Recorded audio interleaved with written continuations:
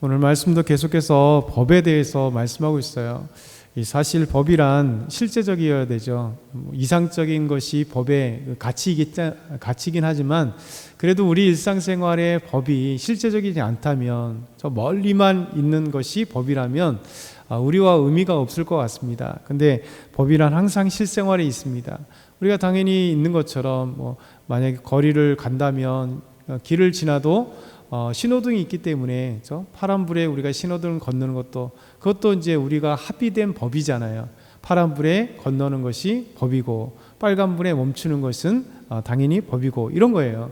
그러니까 실생활에 가장 필요한 것이 법이고, 법은 사회를 유지하거나 인간 사회 안에서 우리가 서로 더 범죄하지 않도록 막아주는 역할을 합니다. 그래서 법은 중요한 거는 공평이라는 것이 전제되어 있어요. 그러니까 모든 사람에게 법은 공평하다. 만약에 부자, 권력 있는 사람에게 치중됐다면 항상 법은 치중되어 있는 법이기 때문에 돈이 없거나 가난하거나 힘이 없는 사람들은 오히려 그 법의 혜택을 받지 못하고 오히려 법의 사각지대가 될 겁니다. 그래서 항상 법의 정신은 모든 사람은 동일하다. 그러니까 모든 사람은 공평하다. 그리고 모든 사람들이 이 법에 적용돼야 된다라는 어떤 가치가 있습니다. 그래서 이 법을 통해서 모든 사람들이 가장 아름다운 사회를 꿈꾸기 위해서, 그래서 항상 법은 우리 인간 사회에 가장 필요한, 가장 고귀한 법과 도덕과 그 가치가 다 녹아져서 법이 만들어지는 거예요. 근데 이제 문제는 이 법이라는 것들이 가끔 가다가 어떤 이권이라든가 아니면 어떤 한쪽에 보이지 않는 치중되어 있는 것들이 이제 섞여 들어갈 때가 많습니다. 왜냐하면 사람들이 또 법을 만들다 보니까 이 법 안에 힘이 있는 그런 어떤 여러 가지 분명히 공평하거나 좋은 법을 만들려고 하는데 어떤 의도를 갖고 한쪽으로 만들잖아요. 그러다 보면 한쪽 의도로 만들면 다른 한쪽은 또 피해를 보게 되는 그런 경우도 있죠. 어쨌든 간에 법이란 여러 가지 의미들을 갖고 있으면서 법은 그래도 가장 최상의 공의, 최상의 정의, 최상의 공평, 그런 어떤 의미들을 갖고 있습니다. 오늘 말씀들을 쭉 읽다 보면 우리 하나님이 율법을 통해서 이스라엘 백성들에 주어진 법이 참 고귀하다는 생각이 들어요. 가장 아름다운 가치, 그래도 그 당시에 살아가는 모든 사람들, 그리고 지금 우리에게도 이 법의 그 정신을 우리가 다 생각해 보면 얼마나 모든 사람에게 공평하고 치우치지 아니하시는 하나님의 그 손길과 그 마음이 담겨 있는지 보입니다. 오늘 말씀 보면 우리 실생활에서 또 가장 필요한 내용들을 보게 돼요. 그 첫 번째 보면 거짓된 풍설, 그리고 위증의 죄를 짓지 마라 이렇게 말씀하고 있죠. 너는 거짓된 풍설을 퍼뜨리지 말며 악인과 연합하여 위증하는 증인이 되지 말며 다스를 따라 악을 행하지 말며 송사의 다스를 따라 부당한 증언을 하지 말며 가난한 자의 송사라고 해서 편벽되이 두둔하지 말지니라. 1절부터 3절 말씀이네요. 너는 거짓된 풍설, 이 거짓된 소문, 거짓된 말을 퍼뜨리지 말라는 거예요.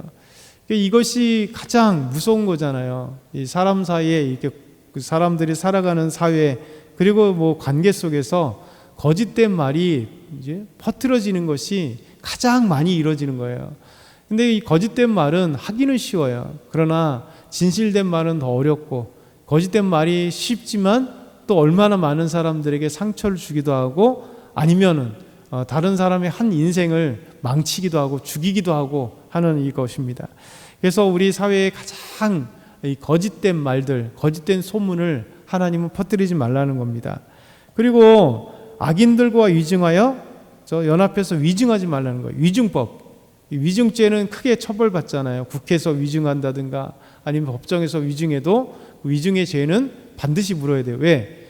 이 거짓말을 하면 상대방이 손해를 보기 때문에, 피해를 보기 때문에 그렇죠. 그래서 하나님은 그냥 위증이 아니라 악인과 연합해서, 그럼 악인과 연합한다는 뭡니까? 이미 이제 범법하기 위해서, 죄를 짓기 위해서 자기들끼리 모의 작당한다는 거잖아요. 그럼 선한 사람, 죄 짓지 않는 사람 피해를 보게 되니까 하나님은 악인과 연합해서 위증하지 마라. 그래서 세 번째 보면 다수가 악을 행한다고 해서 함께 가담해서 행하지 말라 이렇게 말씀합니다. 왜? 다수들이 이게 민주사회는 다수결의 사회예요. 근데 다수결이 사실 다 옳은 건 아닙니다. 그렇죠? 다수가 생각한다는 게 옳은 게 아니에요. 그래도 최상의 방법 중에 하나가 다수결의 법칙이긴 하지만 다수가 따라간다고 해서 다 옳지 않은 거죠. 왜냐하면 그래서 우리 사회에서도 지금 보면 그렇잖아요. 다수들이 막 몰려요. 집회해요. 어떤 것에 대해서 얘기 막 해요. 그걸 주장을 해요. 근데 보면 그게 가짜잖아요. 아니면 잘못된 것들이 많잖아요. 그래서 하나님은 말씀하시기는 다수가 중요한 건 악을 행한다고 따라가지 말라는 거예요. 모두가 이렇게 간다고 해서 그것이 선하지 않으면 노라고 할 수 있는 사람이 되어야 된다. 네 번째로 보면 부당한 증언을 하지 말라는 거예요. 부당한 증언을 하지 말라. 다섯 번째 보면 소송 문제에 있어서 가난한 사람이라고 해서 그 편에 서서 이게 두둔해 주지 말라는 거예요. 이 법이라고 하는 건 뭐냐면 가난하던 부자든 권력이 있든 없든 상관없이 모든 사람 공평하다고 했다잖아요. 여기서 가난한 사람이 불쌍하다고 조금 이렇게 편들어줄 가능성이 있거든요. 하나님 그것도 이제 막으세요. 그래서 가난한 사람이라고 해서 편을 들어서 두둔해 주지 말라는 거예요. 소송의 문제에 있어서 모두 다 공평하게 해라. 이것이 하나님의 마음이 담겨 있는 거죠.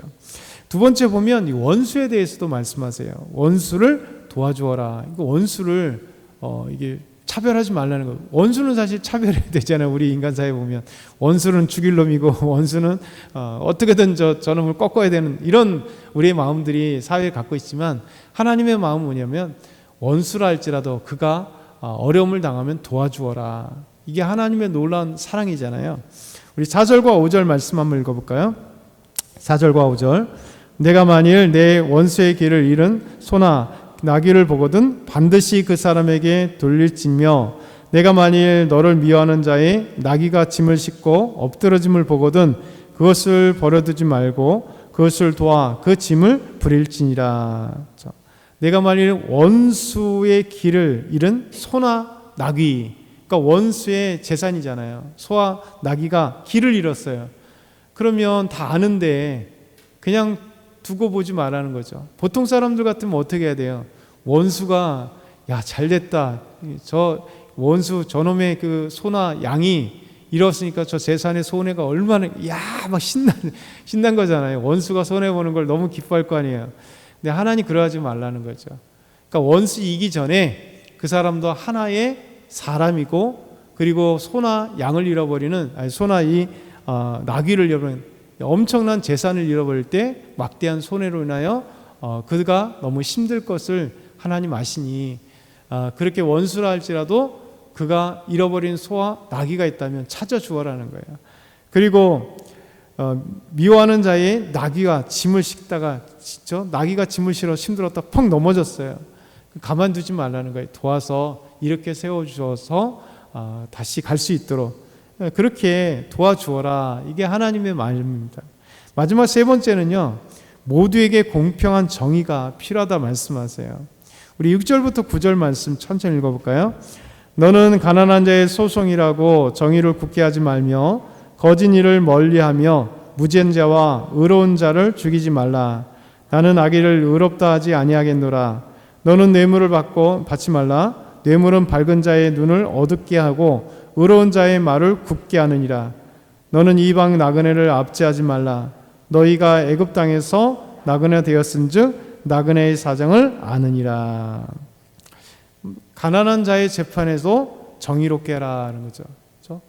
아까는 가난한 자에게 이제 조금 국률한 마음이 들어서 그렇죠? 이게 편들어 주지 말라 그거 얘기하는 것이고, 지금은 이제 가난한 자가 부자나 권력자에 의해서 손해를 볼 수 있는 가능성이 있을 때 있잖아요. 그러니까 가난한 자라고 이게 무시하거나 그 어떤 법에 소외되지 않도록 공평하게 하라는 거예요. 그러니까 부자든 가난하든 상관없이 공평하게 해라. 정의롭게 해라. 그리고 거짓되는 멀리하라. 무죄한 자, 의로운 자를 죽이지 마라. 이게 하나님의 마음이잖아요.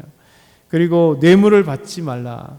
그러니까 사실은 뇌물을 받는 그 즉시 모든 재판이나 모든 사건은 바뀌어지게 돼 있어요.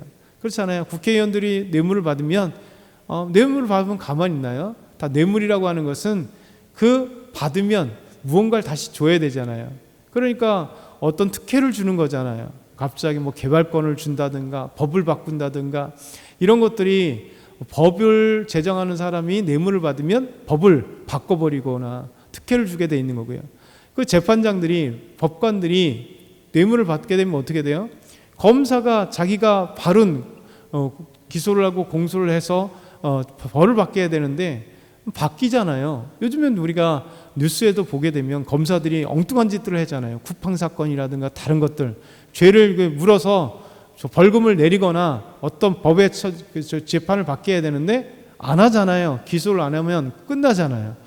또 판사도 마찬가지죠. 만약에 판사가 뇌물을 받게 되면 살인죄 이렇게 딱 해야 되는데 무죄 이런 식으로 그런 부분들이 나올 수 있는 거죠. 그래서 하나님이 가장 중요한 건 뭐냐면 이 법을 집행하는 데 있어서 뇌물을 받게 될 때 뇌물로 인해서 완전히 바뀔 수 있다는 거예요. 그래서 절대 이 법을 집행하는 아니면 법과 관련된 사람들은 뇌물을 받지 마라. 그 뇌물을 받는 경우 반드시 그는 밝은 자의 눈이 어두워지게 된다. 사리분별력이 없어지는 거죠. 그래서 마지막으로 보면 앞에도 나왔었죠. 어제 22장에도 나왔지만 이방인에 대해서, 나그네에 대해서, 이방 나그네에 대해서 압제하지 말라. 어제는 고아와 과부와 객들, 이방 나그네에 대해서 압제하지 말고 그들을 탄압하지도 말고 힘들게 하지 말아라. 가장 연약하고 가장 가난한 자의 대표인데 오늘 말씀에 다시 9절에 말씀하세요. 이방 나그네들을 압제하지 말라. 왜냐하면 너희가 애굽 땅에서 그렇게 나그네 되었었기 때문에 나그네의 심정을 잘 알지 않느냐. 그렇죠? 이 동병상련의 마음을 가지고 잘해라. 오늘 이 말씀들은요, 법에 대해서 아주 실제적인 말씀들이 있어요. 그리고 가장 법에 아주 공정하고 정의로운 그 마음을 하나님이 담아서 이 말씀대로 잘 생각해보면 얼마나 좋겠어요. 공의로운 사회잖아요. 이 범죄들이 없는 아름다운 사회. 그래서 하나님께서는 이렇게 우리가 사회에 살아가는 모든 가운데 가장 공정하고 아름다운 법의 그 마음들을 우리에게 주심으로 아름다운 사람 살만한 가치가 있는 사회 공동체를 만들기 위해서 이런 율법의 말씀을 주셨어요.